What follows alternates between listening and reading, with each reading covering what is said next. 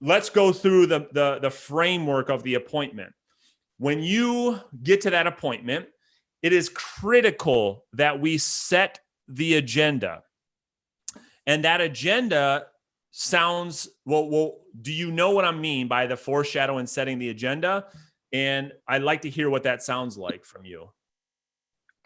Yeah. So just like kind of going over, I mean, basically telling them beforehand what we're going to be going over and then going over it. Yeah. Watch what it sounds like. So Andrew, listen, first and foremost, I appreciate the opportunity to earn your business. And what I'd like to do today is share with you everything we would do together to get your property sold, to protect your equity. And at the end of this meeting, Andrew, we can simply decide if working together makes any sense or not. Does that sound fair? Yep. Okay, now I've set an expectation that I'm going to ask for their business at the end. I do that as a trial close to bring forth objections. Okay, now I'm going to get into discovery. This is where I'm going to ask all the questions about, where are you moving? What time frames do you want to move in? What are your biggest concerns with selling? All those discovery questions, right? Then I'm going to get into the CMA presentation. I will tell you, based on your question, if I was going to spend any time, I would be mastering the CMA presentation. Okay, so I'm going to get through the CMA presentation, and then I'm going to gain agreement around the price. That is the first piece of evidence that we're looking for. So when I get to that price, I'm going to say something like this. Now, Andrew, based on the market, what the data suggests is that your property is going to sell between X price and X price. Would you agree? We got to get them agreed to a price, okay? So when they agree on the range, then all you need to do is say, okay, great. What I'm going to do over the next 24 hours is I will firm up the exact list price recommendation after being here so that we can ensure that we're the obvious choice. Does that sound fair? And they'll say yes. Okay. I really try to give them the exact number on the appointment. I want to agree on a range. Okay.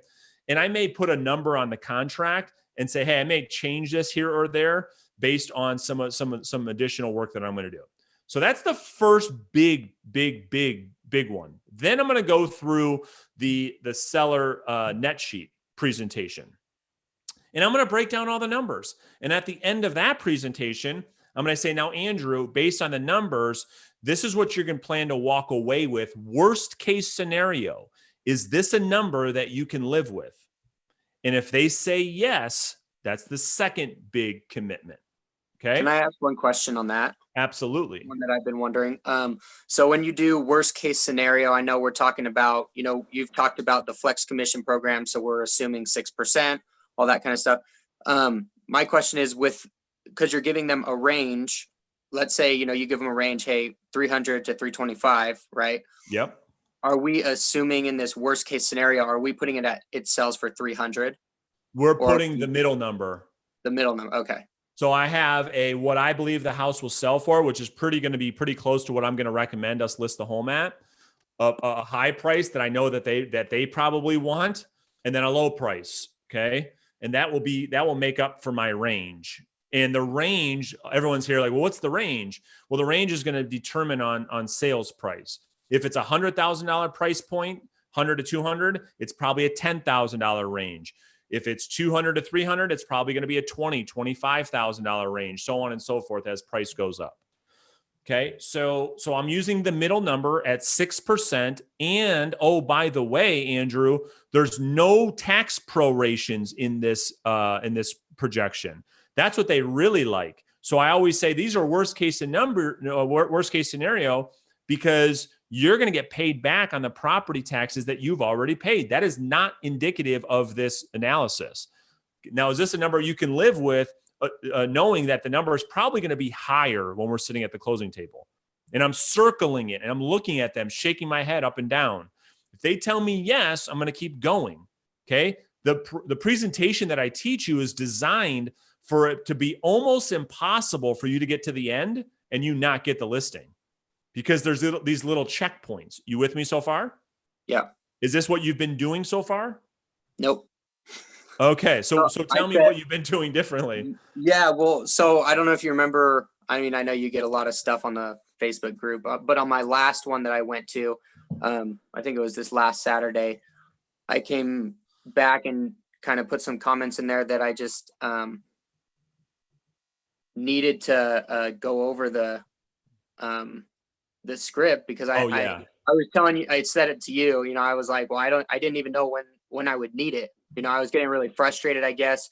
And in my mind, I was like, I don't know if I don't, you know, it's going to be 6 months from now that I'm even going to have to worry about this. And Right. then I get a call. And so from there, I was like, oh freak. Okay. I need to get this down. And now I've got another one today, later today. So, Awesome. Yeah. thank So you. make and don't beat yourself up over that. Remember, you were doing everything right. You weren't spending time learning the listing presentation script because you were still learning how to set appointments. You're still learning how to follow up. So now you're to the point where you are putting your energy in learning the script. That's what we're doing right now. So it's actually all by design. So don't feel bad about that or beat yourself up. Okay. Let me just give you so you guys can all write this down, how the presentation should go, because this is exactly how you want to do it at the presentation. Okay. So there's really 7 parts to this thing. Part 1 is setting the agenda, what I just did. Part 2 is discovery. Part 3 is the CMA presentation. Step 4 is the value proposition presentation. Step 5 is the net sheet presentation. Part 6 is your plan of action. And then part 7 is asking for the business.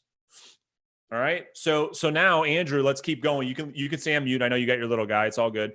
So now you gain agreement around the numbers. And the seller says, yeah, I can live with that. Okay, great. Now we're going to go through the plan of action now that we've gone through that net sheet.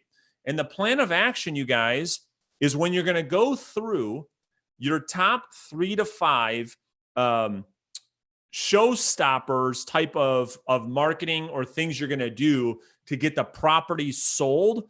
This is where we're going to be talking about showings, professional photo shoot, and kind of the process of right now to the time we get the property on the market.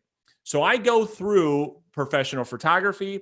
I talk about giving them visibility and transparency and control into the showing process with showing time, how that all works.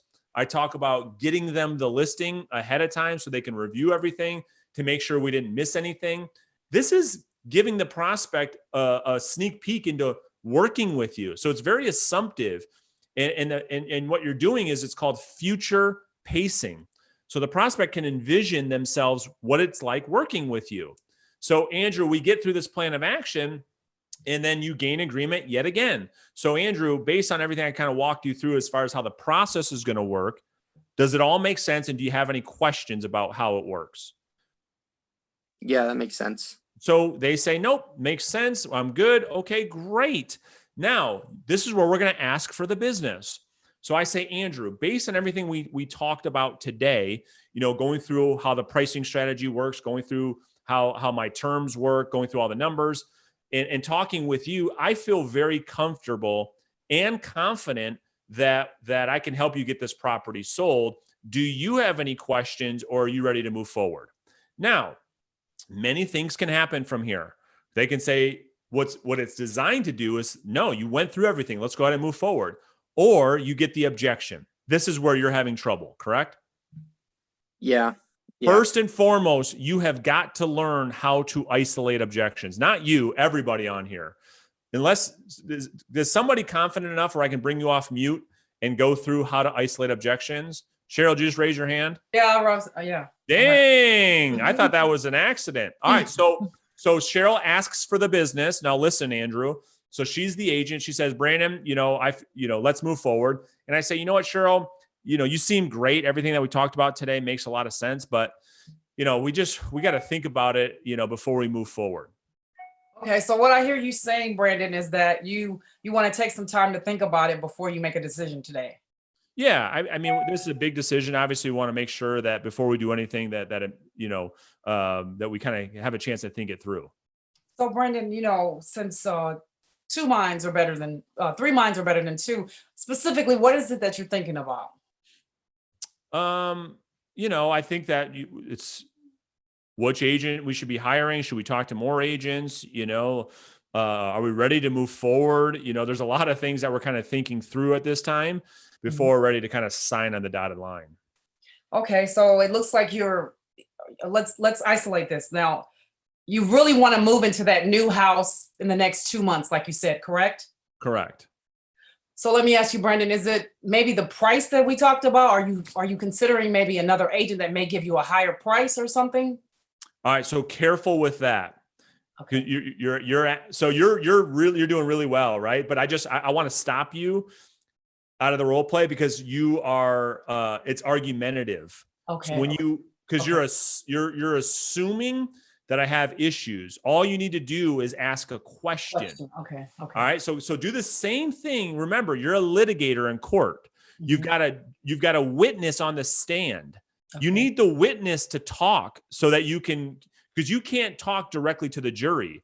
The jury is right. So ask me a question to pull it out of me. Okay. So Brandon, what is it that you think the other agent would tell you that you would want to hear? So go through the price, right? So let me do it. I'm gonna. Do you mind if I kind of? Because I'm having this issue. I'm having this same issue. All right. So that's So why listen up, everyone. Listen. All right. So Cheryl tells me she's not ready to move forward, Andrew. Okay. So how you isolate objections is this. Cheryl, listen. I get it. If I was in your shoes, and I'm going to go through the 5 steps you guys learned an hour ago. If I was in your shoes, obviously this is a massive decision. I might want to think it through as well. And so I want to make sure that we didn't miss anything or that I'm on the same page. So when we talked about, our pricing strategy of the property, and we talked about the home selling between, 180 and 190, does that make sense to you? Do you have any questions, as far as pricing goes? I think your pricing is pretty close. Yeah. I didn't have any questions on that. Yeah, you think that's in line with what the market's suggesting? I mean, 180, 190, maybe pushing maybe 195, something in that range you think is reasonable, correct? Yeah, closer to the 195. Yeah, okay, got it. Makes sense. Now, when we talked about, all the terms, we talked about my easy exit listing, we talked about my flexible compensation structure, and we kind of broke down the numbers. Are you comfortable with everything that we kind of talked through? Yeah. I mean, I like the fact that you were flexible. That was a good thing. I was happy with that. Okay, cool. Now, as far as working with me, is it something when we talked about, how all my agreements work, are you comfortable with me as your agent at this point? Brandon, I am. You come highly recommended, but I did. My husband has a friend in the business and he's really wanting to give her a shot. We promised her that. So that's why we can't really make it. That is the value of isolating objections, ladies and gentlemen. It's to do what just happened. It's to draw out the real concern. Most of you are responding to the wrong objections. That's why you can't overcome them. That's why it doesn't work for you, because you don't know what the right thing is, and you can never assume. I pulled that from Cheryl. When I asked her, are you comfortable with me? She said, no. She went from, I want to think it over to she wants to interview another agent. Okay. Now, Andrew, I know what to say. You see, now I can handle I want to talk it through with another agent. So now I'm going to respond, same 5 steps. Got it. Cheryl, listen, that makes a ton of sense. Quite frankly, I think it's smart to interview more than one agent because of how big this decision is. So why don't we do this? If you're comfortable with everything that we kind of talked through tonight, and I'm confident and comfortable that I can get the job done for you, why don't we go ahead? Let's get the paperwork done now. Do your interview with your wife's friend, right? And if you find that through interviewing that other agent that you wanted to move forward with the other agent, I'd be happy to come back and rip up the agreement, walk away and part as friends. But if you get through that other interview and you think that I'm still the person for the job, here's the great news. Your spouse's friend still has the option to sell the house. They still have an option to bring us the buyer. So they still have the same opportunity to work for you guys. Does that make sense? Do you think that that's fair? Yeah, that's fair. That makes sense. and I'm going to ask for the business. Okay. Because when That I was get that, awesome. what's that? That was awesome because can I just say what happened there? When Yeah. I was coming up with what to say to you, I didn't know what I was going to say, right? When you went through your script, in my mind, I was saying, okay, I'm going to say it's commission, but I couldn't say it was commission because you've got the flexible contract. I Yeah. already agreed on the price. So the only other thing I could think of was the friend thing. You know what I mean? Right. So that was awesome. That was awesome. Yeah. And the thing with isolating is it doesn't matter which objection it is. We have to get the real one. And then we can do the same 5 steps. So going back to you now, Andrew, thanks, Cheryl, for participating. If it's a commission objection, we have to work on how do I respond to the commission objection? So Andrew, you like the version of protecting your self-worth by showing the seller how important it is to hire an agent that protects their self-worth because it's a reflection of how they're going to negotiate for the seller. Yeah. Me too. That's my favorite one. So let's go through that one. So I isolate Andrew's objections and he say, you know what, Brandon, I think that we talked to some other agents that might, whatever objection you want to give to me, right? We think another agent can give us a lower commission. So then I respond with, totally makes sense. Listen, the reality, Andrew, is this. The reality is there are many agents that would gladly come into your property and lower the commission as far as they can to try to earn your listing. Can I tell you why that's a massive red flag? Yeah, go. Sure. So I want you to think about this. When it comes to hiring a real estate agent, do you believe they should be a strong negotiator? I mean, yeah, definitely. I mean, they're negotiating your house, the sales price of your house, the equity that you've earned in your home. I would agree with you. Now, the concern that I have for sellers that are willing to hire an agent that can't even negotiate their own income, the money that they bring home to their own children, how likely is it, in your opinion, that they're going to negotiate strongly on your behalf with your equity? I mean, I guess maybe not that well, I guess. Well, here's the thing we have to think about. The only thing that you can make your decision off of is based on words at this point and whatever evidence that you have to go off of. You don't know what's going to happen in the future. Would you say that's fair? Yeah. Now, the only evidence we have with an agent that's willing to come in here at the first opportunity and lower their own self-income as quickly as possible to get you to list their property, do you think it's more likely that once you're in the process, they're going to ask you to lower your price all the time, that they're going to want to negotiate your equity just to get a deal done? Because here's what I find is that agents that are willing to lower their own self-worth have more of a scarcity mindset. They're more needy for money. And typically what that relates to in working with sellers like you is them giving away the farm versus having a strong negotiator on your behalf. Now, the question is, if you're shooting me straight, which type of agent would you rather have? And be honest. I mean, whoever's going to get me the most money, really. And that's exactly right. When you look at paying less in commission, you ultimately believe that by paying less commission, you'll put more money in your pocket. Is that right? Yeah. Got it. So all that I need to do is make sure that as I'm negotiating for you, that we're protecting that net bottom line. And I've shown you that by our list to sold price ratio from the past. So why don't we do this? Why don't we go ahead, move forward? It sounds like we're both confident and comfortable that we should be working together. If there's a day that ever comes, Andrew, where you feel differently, you hold the right to fire me at any time. Would you agree? Yeah. And based on that, do you believe that I'm going to do everything in my power to do what it is I say I'm going to do? Because otherwise, how much money are you going to end up paying me? Nothing. Zero. The only way I get compensated is by doing a great job. And who gets to decide what the job that I'm doing? Me. You. Yeah. It sets up perfectly. Let's go ahead. Let's get moving forward. And if the day ever comes where you feel differently, we can part as friends. Fair enough?